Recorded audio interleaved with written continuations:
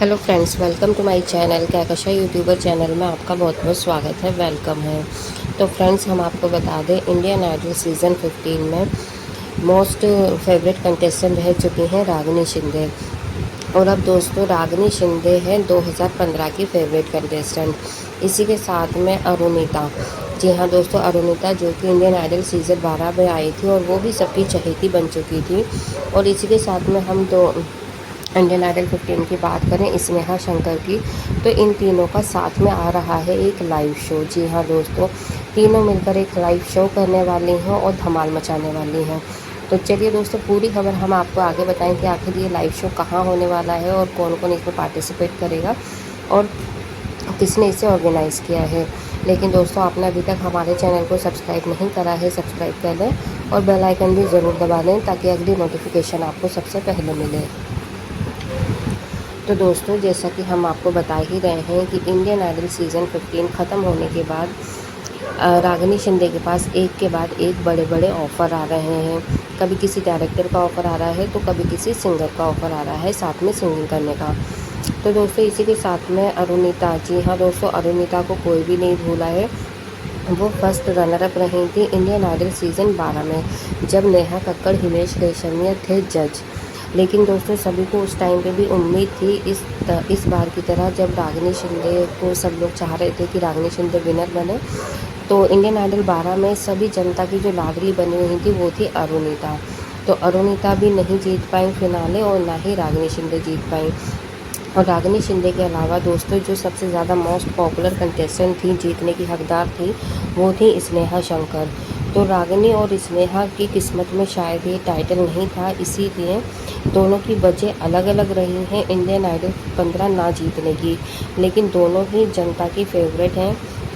भले ही रागिनी शिंदे जीती Indian idol 15 या फिर स्नेहा शंकर जीतती, तो शायद जनता को इतना दुख नहीं होता, जनता खुश ही होती दोनों में से चाहे जो भी जीतता।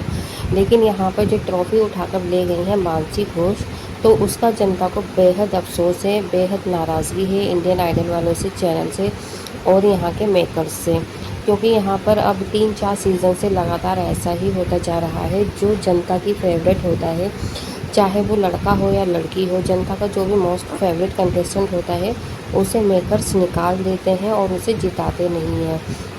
उसे या तो फर्स्ट रनर अप बना रहे हैं या फिर सेकंड रनर अप, ठीक है। और जो ट्रॉफ़ी लेकर जाता है वो किसी तीसरे ही बंदे के हाथ में जा रही है पिछले 3 से 4 साल से। लेकिन दोस्तों, हद तो तब हो गई थी जब इंडियन आइडल 12 में अरुणिता के हाथ से ट्रॉफ़ी ले ली गई और उसे बना दिया गया फर्स्ट रनर अप। और इस बार तो हद से भी ज़्यादा हद हो गई दोस्तों, जब रागिनी शिंदे, जो कि इतनी ज़्यादा टैलेंटेड लड़की थी, ठीक है, भले ही उम्र उसकी 15 साल हो, लेकिन टैलेंट से भरपूर थी वो, उसको फिनाले में भी नहीं जाने दिया। और जब टॉप 5 में उसे नहीं जाने दिया, टॉप 6 में, तो जनता बेहद नाराज़ हो गई मेकर से, चैनल से और जजेस से। यहाँ पर अलग अलग तरीके से जनता अपना गुस्सा दिखा रही है।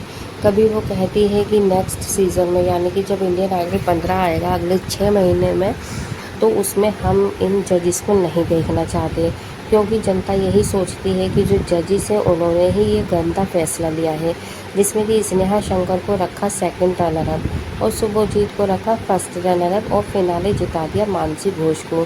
जबकि मानसी घोष जो थी वो हक थी, उनका मतलब हक तो हम नहीं कह सकते, लेकिन हम कह सकते हैं कि वो डिज़र्व करती थी टॉप 5 में, ठीक है। ना ही वो सेकंड, ना ही वो फर्स्ट रनर अप रखती थी। लेकिन जनता की जो फेवरेट कंटेस्टेंट रही है, अगर हम बात करें इंडियन आइडल 12 की, तो अरुणिता अभी तक ये सोचिए कि जनता के दिलों पे छाई हुई है। और वो जब भी इंडियन आइडल देखते हैं वो सोचते हैं कि अरुणिता जीत सकती थी, जब वो पवनदीप जीते थे। तो पवनदीप हाँ सेकंड या फर्स्ट रनर अप हो सकते थे, लेकिन ट्रॉफ़ी उन्हें भी गलत ही मिली थी।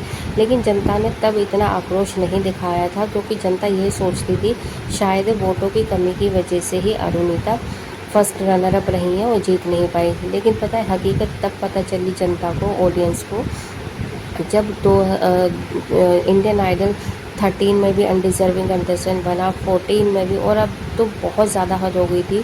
क्योंकि जब रागिनी शिंदे पर बात आई, तो दोस्तों यहाँ पर सभी जनता एकदम खड़ी हो गई, इकट्ठा हो गई, एक साथ हो गई और उसने ये फ़ैसला कर लिया कि अब है ना ये जो इंडियन आइडल आ रहा है ये ओरिजिनल नहीं है, इसमें फेयरनेस नहीं है। और अब ऐसा लगने लगा है ये जो रियलिटी शो आ रहे हैं, रियलिटी शो के नाम पर अब ये स्क्रिप्टेड शो इसका नाम रखना चाहिए।